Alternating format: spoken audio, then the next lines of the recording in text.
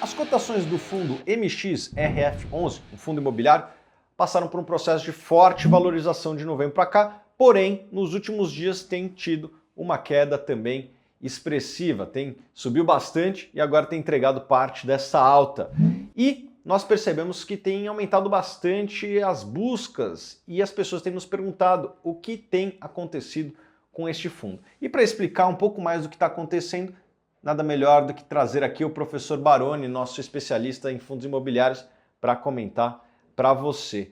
Mas antes do professor Baroni comentar, eu queria te fazer um convite aqui. Já dá aquele joinha, já se inscreve no canal e segue a gente em todas as redes sociais. Vou botar aqui, temos Instagram, Twitter, LinkedIn, segue a gente em todas as redes sociais, tá bom? Com vocês, o professor Baroni. Olá pessoal, aqui é o professor Baroni e hoje é a convite do Thiago. Vou comentar um pouquinho sobre o Maxi Renda, MXRF. O pessoal aí está um pouquinho assustado com as quedas recentes, né? No final do ano passado ele chegou ali perto de R$15 por cota e hoje ele está ali mais perto de R$13. Bom, acho que no primeiro momento o mais importante é de falar para vocês que não há nada de errado com o Maxi Renda, né? O MXRF11. A gente tem que destacar aí que recentemente ele terminou uma emissão com captação aí próxima de R$360 milhões e a gente ainda nem viu quais foram as alocações feitas, a gente ainda não viu um relatório gerencial atualizado e o BTG Pactual, que é o administrador do fundo, né, a gestão do fundo é da XP Vista, mas o BTG Pactual é o administrador do fundo, ele já convocou uma assembleia para o dia 20 de janeiro agora desse ano, né, de 2020, para aprovar uma nova emissão de cotas, agora com o objetivo de captar R$500 milhões.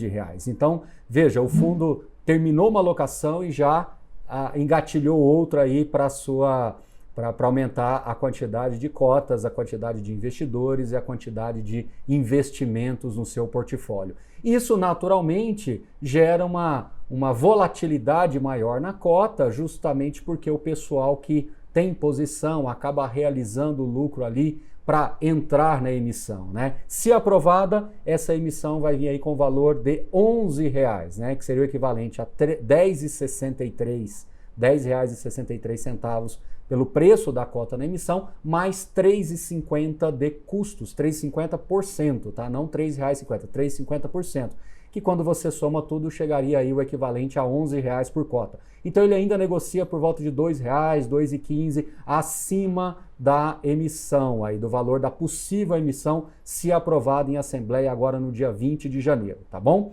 Obviamente, o que eu vou falar aqui para vocês está desatualizado porque nós não tivemos ainda acesso a um relatório atualizado com os recursos da nova emissão, fazendo aí todo o trabalho de alocação de recursos por parte do gestor. Então, quando a gente olha aí para o passado recente aí do relatório publicado no final do mês anterior, né, ali por volta de novembro, com relação aos dados de novembro, o que nós tínhamos de MXRF é que o fundo ele estava primordialmente alocado em CRIs, né, com 63% aí do portfólio.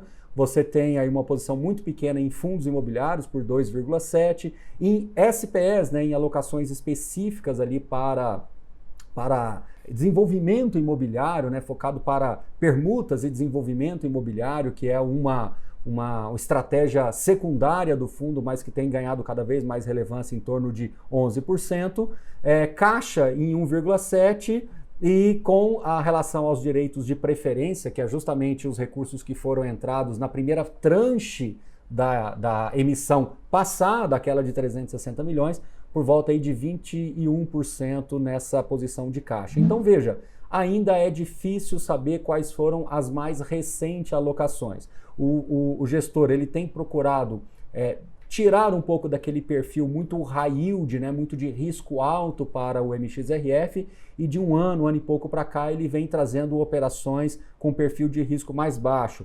Naturalmente você tem aí uma redução na distribuição real. Isso é importante, inclusive, de falar, né? Os rendimentos, aí, os últimos rendimentos do MXRF vieram inflados, vieram maiores, justamente pelo ganho de capital, pelo giro, pela apuração de lucro que o gestor teve aí nos últimos 2, 3 meses. Só para se ter uma ideia, o último relatório gerencial publicado indica que a distribuição que foi de 9 centavos, eu sei que a última, agora mais recente, foi de 13, mas a que foi informada no relatório anterior foi de 9 centavos, equivalente a 3,7 milhões.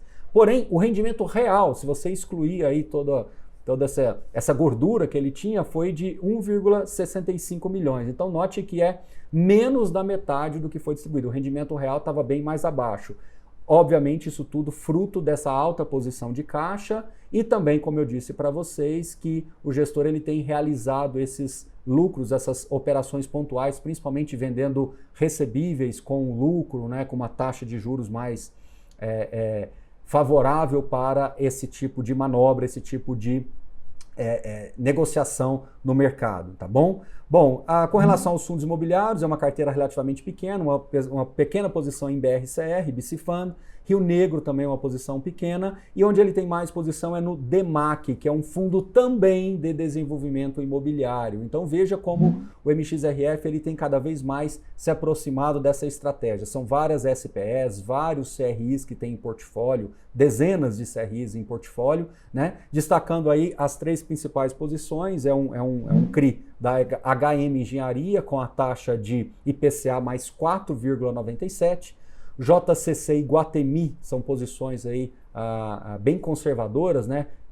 Com CDI mais 1,35. Eu tô fazendo a média já, porque ele tem 6,59 em CDI mais 1,30 e nesse mesmo ativo, né? Na verdade não é o mesmo ativo, é o mesmo risco com CDI mais 1,40. Então na média ponderada dá CDI mais 1,35 mais ou menos. Só isso aí praticamente 13% do fundo. Então veja como que o fundo está com um perfil de risco bastante mais conservador do ponto de vista das alocações que a gente viu nos últimos anos para MXRF. Com relação às SPS, são vários empreendimentos, primordialmente em São Paulo, Campos do Jordão, enfim, tem várias SPS, aí, várias permutas imobiliárias que o fundo entrou e possivelmente com esses recursos da última emissão e com essa nova que está por vir, ele fará novos aportes também e é onde o gestor acredita que pode se extrair resultados acima da média do que os próprios CRIs conseguem entregar. Bom, para a gente finalizar, o que eu quero dizer para vocês é que não há nada de errado com o fundo, tá tudo certo,